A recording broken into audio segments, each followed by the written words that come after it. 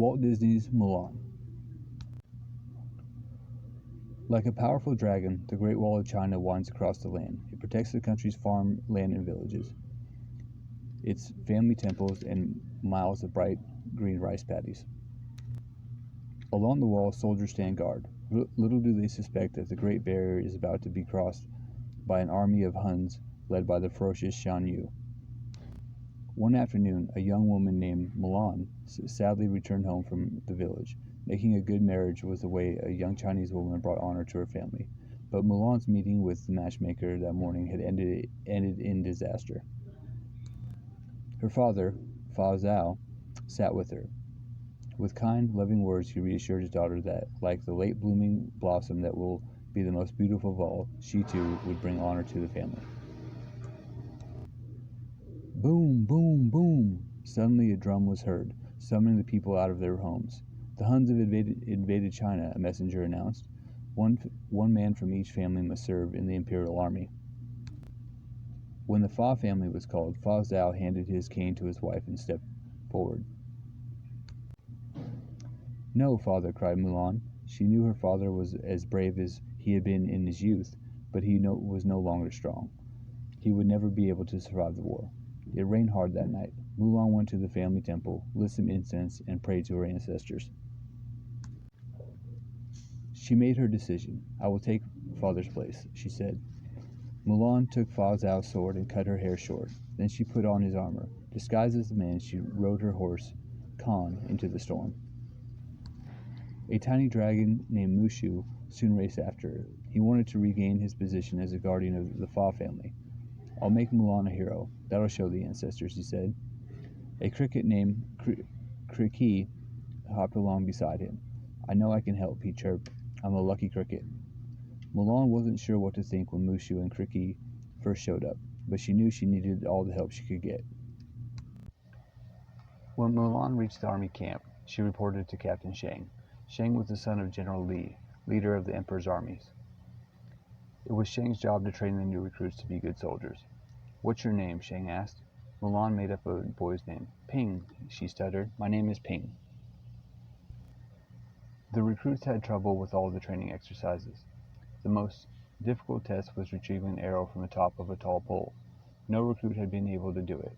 Finally, Mulan cleverly figured out how to use strength and discipline to get the arrow. Everyone cheered. They would all learn to be good soldiers. But one evening, Mushu and Kriki overheard Chi Fu, the emperor's aide, talking to Shang. I will report to your father that your men are not fit to be soldiers, he said. We can't let him do that, said Mushu. How will I make Mulan a hero if she never goes to battle? So Kriki typed out a note, and they delivered it to Chi Fu. Captain Li Shang, you and your men are needed at the front at once, the note said. Shang set out immediately with his troops. Soon they came across a burned-out village that had been attacked by the Huns. Shang was handed a helmet. It was his father's. His heart was heavy with sadness, but he had to face his responsibilities. We must go to the imperial city, he said. We are the emperor's only hope. The men trudged on. Suddenly, hundreds of flaming arrows flew down at them. Then, out of nowhere, Shang Yu's Hun army charged at Shang and his men. Fire the cannons, yelled Shang. Soon only one cannon was left. Mulan looked up at the snowy mountain peak and got an idea. She grabbed the last cannon and fired. It slammed into the mountain and shook the snow loose. An avalanche thundered down and swept the enemy away. Mulan leapt on Khan and raced him across the snow to Shang, who lay unconscious. Quickly, she lifted him onto the horse's strong back. Khan skidded dangerously on the steep slope, but the other soldiers helped pull him to safety. When Shang came to, he noticed that Mulan had been wounded. She had taken the medic's tent. Later, the army medic reported startling news. The soldier isn't a man, she's a woman. It was a crime punishable by death. You deceived me, Shang angrily told Mulan. I will spare your life because you saved mine. The troops marched off, leaving Mulan behind with Khan, Mushu, and Kikri. Mulan was about to head home in disgrace, but from the top of a cliff she saw Shan Yu and 5 of his soldiers heading towards the imperial city. They were still alive. Mulan galloped off to the city. There she found Shang and told him that the Huns were on their way.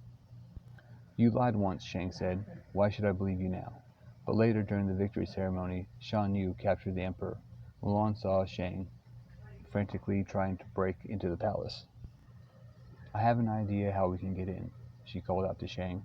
Mulan dressed her 3 soldier friends, Yao Ling and Qin Po, in women's clothes so that they could fool the Hun guards. Shang followed them, and they quickly overpowered the guards. On a palace balcony, Shan Yu waved his sword at the emperor. "Bow to me," he demanded. At Mulan's signal, the rescuers stormed into the room. The emperor was taken to safety. Shan Yu was furious. He charged at Mulan. She ran in search of Mushu. "Quick," she told him, "I have a plan." She sent him and Kikri off to the fireworks tower. Mulan ran through the palace, making sure that Shan Yu was following her. Then she led him onto the roof. Mushu landed on the roof. He had a rocket tied to his back. Kriki lit the fuse. The rocket crashed right into Shan Yu. Mushu jumped off, but the rocket carried Shan Yu away toward the fireworks tower. Kaboom! A spectacular fireworks explosion dazzled the city. Shan Yu was no more. The emperor bowed to Mulan. He gave her Shan Yu's sword and placed his pennant around her neck. "You are a hero," he said. "You have brought great honor to your country and family." Then the emperor asked Mulan to join his council, but Mulan chose to return to her parents instead.